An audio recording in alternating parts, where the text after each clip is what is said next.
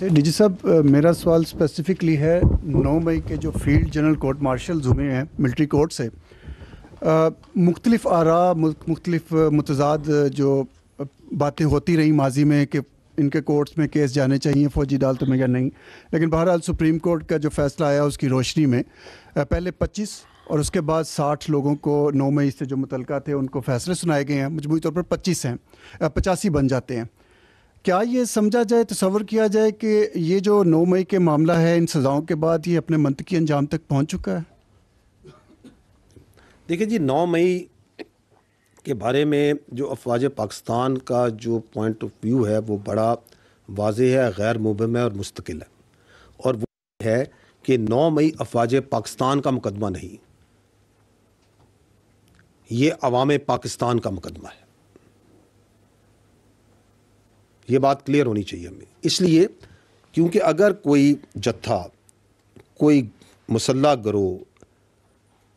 کوئی پرتشدد گروہ اس طریقے سے اپنی مرضی اور سوچ اور مسلط کرنا چاہے معاشرے پہ، اور اس طرز عمل کو قانون کے مطابق اور آئین کے مطابق نہ روکا جائے، تو آپ کے ہمارے اس معاشرے کو ہم کس طرف لے کے جائیں گے؟ جہاں تک آپ نے سزاؤں کا ذکر کیا، دیکھیں 2023 میں اعلیٰ عدلیہ کے فیصلے کی روح میں جو عمل تھا ملٹری کورٹس میں جن لوگوں کو ریفر کیا گیا تھا وہ منجمد کر دیا گیا۔ حال ہی میں جب یہ 7 رکنی بینچ نے اس کے اوپر فیصلہ دیا تو اس کی روشنی میں سزائیں سنانے کا عمل اب مکمل کیا جا چکا ہے، اور اس کے اندر مروجہ قانون کے تحت ثبوت اور شواہد کے مطابق اور تمام قانونی تقاضوں کو پورا کر کے وہ تمام لوگ جو 9 مئی کی ہنگامہ آرائی میں ملوث تھے اور جن کو قانون کے مطابق ملٹری کسٹڈی میں ریفر کیا گیا تھا ان کو سزائیں دینے کا عمل مکمل ہو چکا ہے، اور اس فیصلے سے یہ بڑا واضح پیغام جاتا ہے کہ اس طرح کے معاملات کی کوئی گنجائش نہیں ہے، اور مستقبل میں بھی کوئی اس طرح کے معاملات میں اگر انوالو ہوگا تو اس کو آئین اور قانون کے مطابق باصورت سزا ملے گی۔ جو آپ نے سوال کیا اس کی توسط سے میں یہ پوائنٹ ضرور کہنا چاہوں گا کہ یہ جو 9 مئی اس کے جو سزائیں ہیں اس سے جڑے ملٹری کورٹ سے جڑے جو سول سپریمیسی اور لیک آف ٹرانسپیرنسی کا بیانیہ بنایا جا رہا ہے،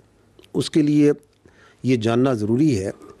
کہ جو پاکستان میں ملٹری کورٹس ہیں یہ آئین اور قوانین کے مطابق دہائیوں سے قائم ہیں اور عمل میں ہیں،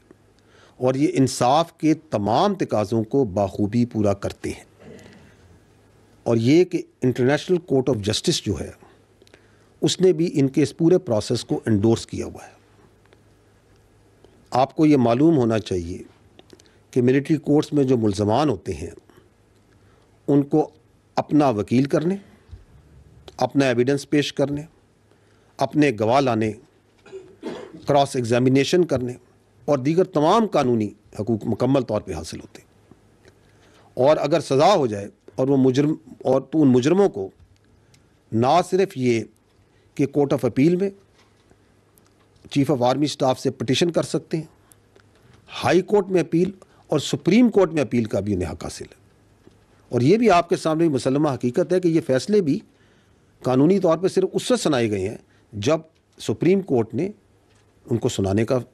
حکم جاری کیا۔ تو یہ سوال یہ ہے کہ پھر یہ جو بیانیہ ہے یہ بنتا کیوں ہے؟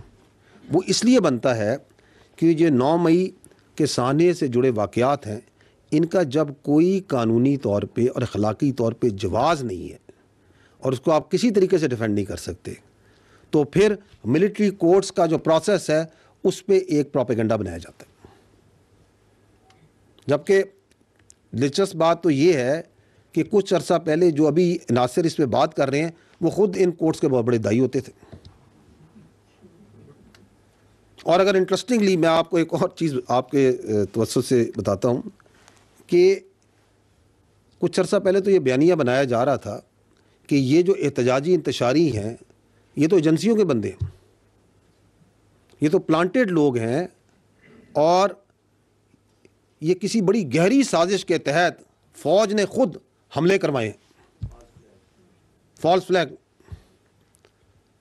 تو چلیں اگر یہ ہم نے اپنی ایجنسیوں کے بندوں کو خود اپنے قانون کے تحت سزائیں دے دی ہیں تو ان انتشاریوں کو تو خوش ہونا چاہیے. اب وہ پریشان ہیں، اس لیے کیونکہ اپنے اقتدار کی ہوس میں وہ منافقت اور فریب کی آخری حدوں کو کراس کر چکے ہیں. دس از دی پرابلم. اور اب یہ جو اینٹی ٹیررسٹ کورٹس ہیں، ہم یہ چاہیں گے کہ اس کے اندر بھی جو 9 مئی سے جڑے واقعات میں جو لوگ ہیں ملوث ہیں، جن کے مقدمات ہیں، ان کو اپنے انجام تک پہنچنا چاہیے. اس کی وجہ یہ ہے کہ اگر آپ دنیا میں نظر دوڑائیں تو ابھی اس سال یہ جولائی 2024 میں جھوٹی پوسٹوں پہ لندن میں، انگلینڈ میں، برطانیہ کے اندر وہ کیا کہتے ہیں نسلی فسادات ہوئے، تو کتنی صورت کے ساتھ بالغ انکلوڈنگ نابالغ لوگوں کو سزائیں دی گئی. 2020 میں جب کیپٹل ہل پہ حملہ ہوا تھا تو سینکڑوں لوگوں کو کتنی سپیڈ کے ساتھ سزا دی گئی. اس سے پہلے آپ کو لندن رائٹس یاد ہوں گے، آئی تھنک 2011 1200 سے زیادہ لوگوں کو سزائیں دی سپیڈی جوڈیشل سسٹم نے. 2020 میں یا نہیں 2023 میں آئی تھنک وہ فرانس کے فسادات ہوئے، 700 سے زیادہ لوگ کورٹس بیٹھے، دنوں میں انہوں نے سزائیں سنائی. اور باہر کے ملکوں میں بھی باشمول امریکہ اور برطانیہ میں جس طرح پاکستان میں ملٹری کورٹس ہیں، وہ بھی ان کے قوانین کے مطابق بخوبی اپنا کام انجام دیتے ہیں. تو کہنے کا مطلب یہ ہے کہ اگر آپ حقائق کو دیکھیں تو باہر کی دنیا میں اسپیشلی مغربی ممالک میں جو سیاسی انتشاری ہیں ان کو کوئی سپیس نہیں دیتا، نہ کہ ان کو سپیس دیں اور بلکہ مزید ان کو انتشار پہ سیاست کی اجازت دی جائے. اور یہ جو بچے ہیں جو آپ نے بات کی، یہ تو نوجوان بچے جن کو زہریلا پروپیگنڈا کر کے، جن کو ریاست کے خلاف، اداروں کے خلاف کھڑا کیا گیا، ان کے جو والدین ہیں اور پیار کرنے والے، ان کے محبت کرنے والے ہیں، ان کو یہ دیکھنا چاہیے کہ کس طرح ان کو استعمال کیا گیا اپنے مخصوص سیاسی ایجنڈے کے لیے، اپنے اقتدار کے لیے، اپنے مقاصد کے لیے. اس کی بھین چڑھایا گیا. یہ نوجوان تو ہمارا اثاثہ ہیں، بجائے اس کے کہ ان کو تعمیری سوچ دی جائے، تعلیم دی جائے، ان کو سکلز دی جائیں، کچھ لوگ اپنی سیاست کے لیے ان میں زہر ڈالتے ہیں، زہریلے پروپیگنڈے سے ان کے اندر کرتے ہیں. تو جو اس بیانیے اور پروپیگنڈے کی بنیاد رکھتے ہیں، اصل ملزم تو وہ ہیں. اور اسی لیے انصاف کا سلسلہ اس وقت تک چلے گا جب تک